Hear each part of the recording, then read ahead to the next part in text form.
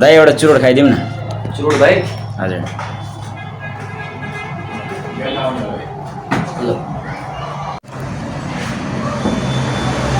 दाइ आउनु न गफसफ गरौँ। धेरै दिन पछाडि आएको दाजुभाइ, धेरै दिन पछाडि भेट भएको। आउनु दाइ। ल भाइ ल।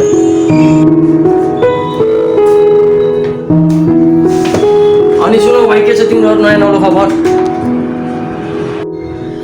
दाइ म गाउँतिर गएको थिएँ, धेरै दिन पछाडि आएँ, त्यही भएर दाइलाई याद गरेर अनि फेरि दाइलाई भेट्न आएको आज यसो है। ए हो र भाइ, खुसी लाग्यो यार तिम्रो कुरा सुनेर यार। दाइ मेरो पनि एकदम झकासै भयो गाउँको दसैँहरू त। अनि हजुरको पनि रमाइलो भएछ। के हो दाइ, हजुरले त यो धुवाइ नआउने चुरोट दिने के हो भाइलाई हेपेको? के भन्यो भाइ यार, यहाँ लाइटले चुरोट सल्काउनु पर्छ, बल्ल बल्ल धुवा आउँछ। तिमीलाई त्यसै ल्याइदिनु भाइ यार। टाइट के भइरहेछ यार? के भइरहेछ?